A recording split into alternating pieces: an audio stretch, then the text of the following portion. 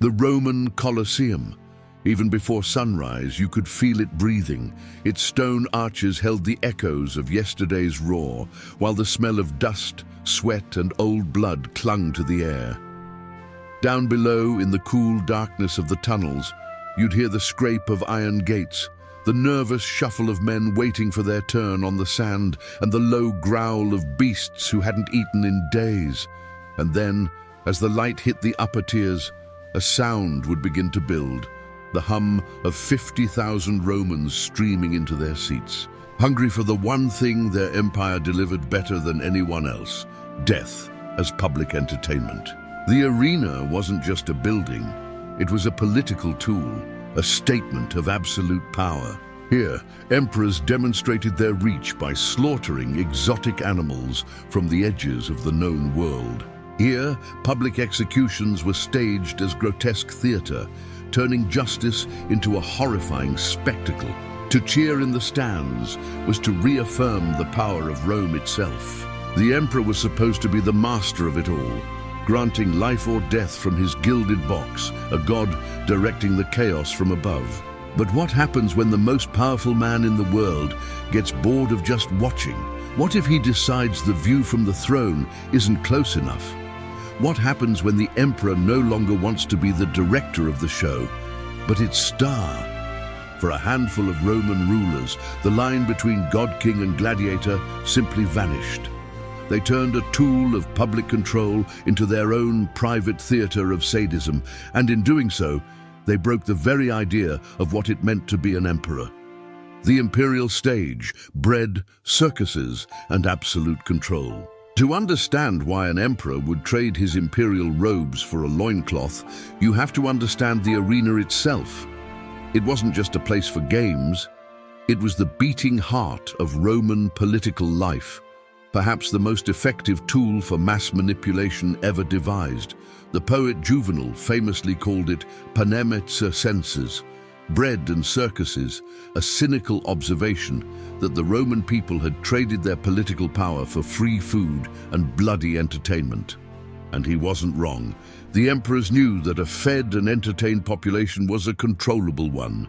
The grain dole filled their stomachs and the games filled their minds. For the vast population of Rome's urban poor, who had little work and even less hope, the games were a powerful distraction from the grim realities of their lives. It was, as one actor told the Emperor Augustus, a way for the people to kill their time with us. But the games were more than a distraction. They were propaganda on a colossal scale. By staging these magnificent, expensive and brutal events, the emperor showcased his wealth, his generosity, and his absolute authority. He could have lions shipped from Africa and tigers from the east, all to be slaughtered for the crowd's amusement. This wasn't just a beast hunt. It was a demonstration that the emperor's power was limitless. He commanded not just men, but nature itself. The arena was a microcosm of the Roman world. It celebrated military virtue and dominance, but it also normalized a level of cruelty that is hard for us to comprehend. Public executions weren't hidden away. They were the midday entertainment. Criminals were crucified, burned alive, or torn apart by animals in staged reenactments of mythology. A man might be dressed as Icarus before being dropped from a great height, or tied to a stake to be burned like Hercules.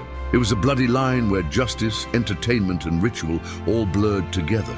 For most emperors, from Augustus to Trajan, this was the pinnacle of their power, wielding the authority of life and death from the safety of the imperial box. They were the providers of the spectacle, not participants. But for a disturbed few, this remote control wasn't enough. They didn't just want to be worshipped as gods, they wanted to perform as them. This was a profound transgression. For a man of high status to even act on a stage was considered disgraceful. For an emperor to perform as a gladiator, a role filled by slaves and criminals, was an act of supreme degradation. And the first to truly cross this line was a young emperor they called Little Boots, Caligula. The sadistic innovator, Caligula, Gaius Julius Caesar Germanicus, known by his childhood nickname Caligula, took the throne in 37 AD to widespread celebration. He was the son of a beloved hero, and the people adored him. But after a severe illness early in his reign, something changed. Caligula emerged paranoid, megalomaniacal, and driven by a terrifyingly creative cruelty. He once famously said, "Remember that I have the right to do anything to anybody," and he meant it. While other emperors saw the games as a political instrument, Caligula saw them as a personal laboratory for his darkest impulses. He wasn't satisfied with tradition. He was an innovator of sadism. He found a special delight in humiliation. He would force senators and noblemen, the very pillars of Roman society, into the arena to fight. These untrained men would stumble through clumsy, terrified combat while the emperor laughed from his box. For Caligula, the real spectacle wasn't the fight. It was the destruction of another man's dignity. His cruelty often spilled out from the sand and into the stands. The historian Suetonius tells a chilling story that during one set of games, the supply of criminals to be executed ran low. Growing bored, Caligula scanned the crowd, pointed to a section of spectators, and ordered his guards, "Throw them to the beasts." He had them seized and dragged into the arena to be mauled, simply to keep the show going. On another occasion, when the crowd didn't applaud a performance he liked, he had hundreds arrested and executed on the spot. At Caligula's games, applause was a matter of survival. He didn't just direct the horror, he dabbled in it himself, though always ensuring there was no real risk. He would practice with weapons, but his true passion wasn't combat. It was the act of killing itself. During a religious sacrifice, instead of striking the animal, he turned his mallet on the priest standing next to him, felling the man with a single blow. He wasn't a warrior, he was a butcher with a crown. Caligula's reign of terror lasted only 4 years. His constant paranoia, his financial recklessness, and his relentless humiliation of the ruling class earned him countless enemies. He proved to Rome that absolute power in the hands of a broken mind leads to absolute horror. He was finally assassinated by his own Praetorian Guard, the men sworn to protect him. Daggers flashed in a palace corridor, and the man who demanded to be worshipped as a god found out he was mortal after all. He had set a terrifying precedent, showing that an emperor could become the most monstrous performer in his own games.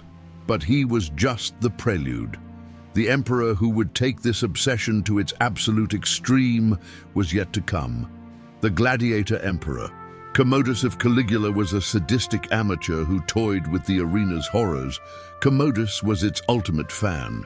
He was the emperor who didn't just play the part of a gladiator, he seemed to genuinely believe he was one. In fact, he believed he was a god. Born in 161 AD, Commodus was the son of the great philosopher-emperor Marcus Aurelius. But where his father was disciplined and dutiful, Commodus was lazy, self-indulgent, and obsessed with his own body. His rule, beginning in 180 AD, marked the end of nearly a century of stability and sent the empire spiraling into chaos. While his father had fought to protect Rome's borders, Commodus was only interested in one battlefield, the sand of the Colosseum. From a young age, Commodus was fixated on the demigod Hercules. This wasn't unusual for an emperor, but Commodus took it to a bizarre extreme. He didn't just want to be like Hercules, he declared himself to be the living reincarnation of Hercules. Statues of him in the guise of the hero, complete with a lion skin and club, were erected across the empire. He even renamed Rome Colonia Commodiana, the colony of Commodus, and renamed several months of the year after his own titles. This delusion was directly linked to his arena obsession. As Hercules, he felt it was his divine duty to perform feats of strength and valor. He entered the arena not as a disgrace, but as a god manifesting his power. The Senate was horrified. To them, an emperor taking up the weapons of a slave was an unforgivable scandal. But Commodus didn't care. His performances were carefully staged events designed for self-glorification. The historian Cassius Dio claims he fought in hundreds of contests, often dressed as a secutor. But his opponents were never a real threat. They were professional gladiators ordered to lose or armed with blunted wooden swords. In these rigged fights, Commodus would wound his opponents before they wisely surrendered. He also participated in beast hunts, but these too were managed to eliminate any real danger. He famously killed 100 lions in a single day, but he did so by shooting them with arrows from a protected, elevated platform. He killed elephants, a hippopotamus, and even a giraffe, all from a safe distance. These weren't acts of courage. They were acts of vanity. But amidst the pathetic showmanship, there was a vein of pure cruelty. Cassius Dio recalls a chilling incident where Commodus, after slicing the head off a running ostrich with a special dart, walked over to the senatorial section. He held up the bleeding head in one hand and his bloody sword in the other. He said nothing, but gestured at the senators as if to show them their fate. The senators, Dio wrote, were so overcome with a mixture of terror and dark absurdity that they had to chew on laurel leaves to keep from bursting out laughing. These performances weren't just a moral disaster, they were a financial one. Commodus demanded to be paid from the public gladiatorial fund for every appearance. Cassius Dio reports that he charged the Roman treasury an astronomical sum, helping to bankrupt the state. He was both the emperor and the highest paid entertainer in Rome, draining the coffers to fund his ego. In his own mind, he was a hero. In reality, he was a coward in a costume, playing make-believe while the empire his father had worked so hard to preserve began to rot from the head down. The psychology of a god-king. What drives a man born into absolute power to seek validation in the blood and sand of the arena? The minds of men like Caligula and Commodus are a dark and complex place, a mix of madness, political strategy, and deep personal insecurity. He had survived the brutal purges under the Emperor Tiberius that saw most of his family executed. That kind of trauma, combined with the absolute power of the throne, created a worldview where the only thing that mattered was his own will. His actions in the arena were less about glory and more about demonstrating his power in the most shocking way possible. By forcing senators to fight or throwing spectators to beasts, he was sending a message. Your laws, your traditions, your dignity, they are all meaningless before me. It was a form of political terrorism designed to paralyze Roman society with fear. Commodus presents a different, though equally disturbed, case. Raised in the shadow of his brilliant and universally respected father, Marcus Aurelius, Commodus likely suffered from a colossal inferiority complex. He could never match his father's intellect or discipline, so he chose another path to greatness, the physical. He would be a god of the body, not the mind. His obsession with Hercules was the key. By becoming Hercules, he could create a new definition of what it meant to be emperor. The roaring adoration of the Colosseum crowd was immediate and addictive, a kind of validation he could never get from the Senate. Was he insane? Ancient historians certainly thought so. Modern scholars might diagnose him with a severe narcissistic personality disorder. His decisions were driven not by the needs of the empire, but by his own fragile ego. There may have also been a political calculation. The Senate hated him, and the feeling was mutual. By embracing the role of the gladiator, a figure loved by the common people, Commodus was attempting a bizarre form of populism. He was siding with the masses against the elites.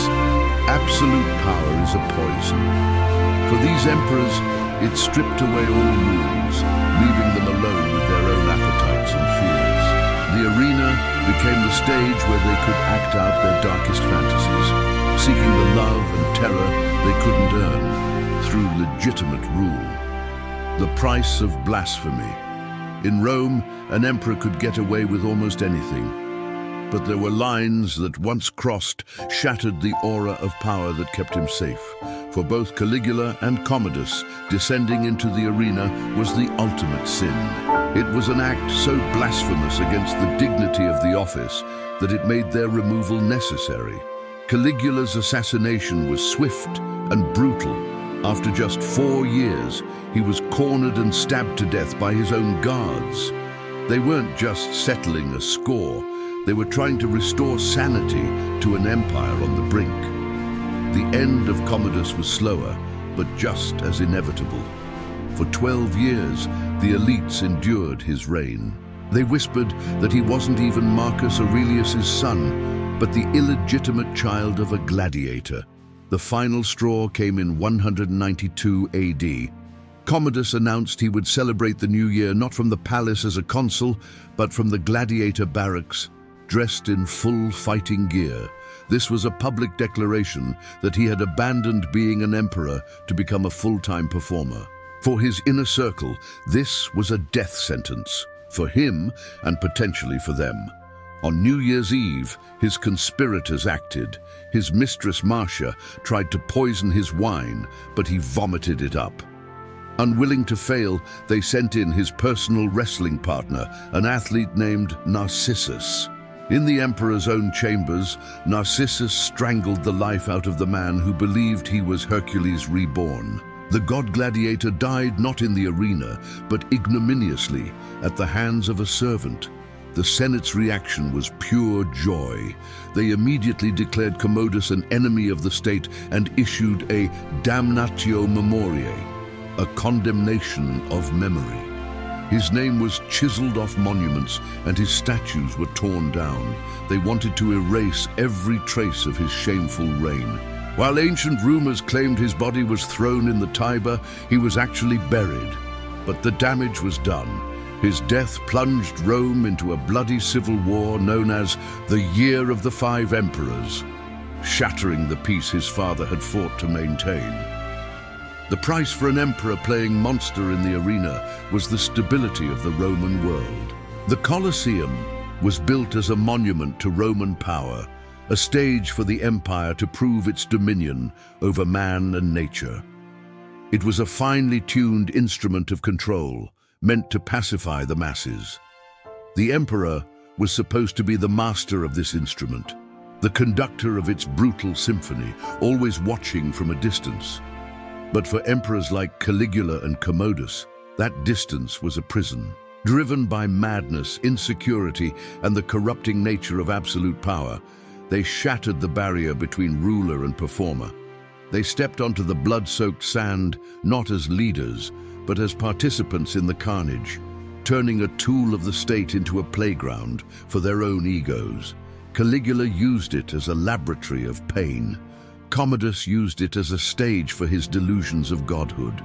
In doing so, they committed the ultimate sin. They degraded their sacred office for the cheap thrill of the kill and the roar of the crowd. They became the very monsters they were meant to command. Their reigns are a chilling reminder that when a man is given the power of a god, he often reveals the very worst of his humanity. The Colosseum is a ruin today, but its arches still echo with the story of a time when the greatest show on earth was hijacked by the men who were supposed to be its patrons, a time when Roman emperors became the monsters in the arena.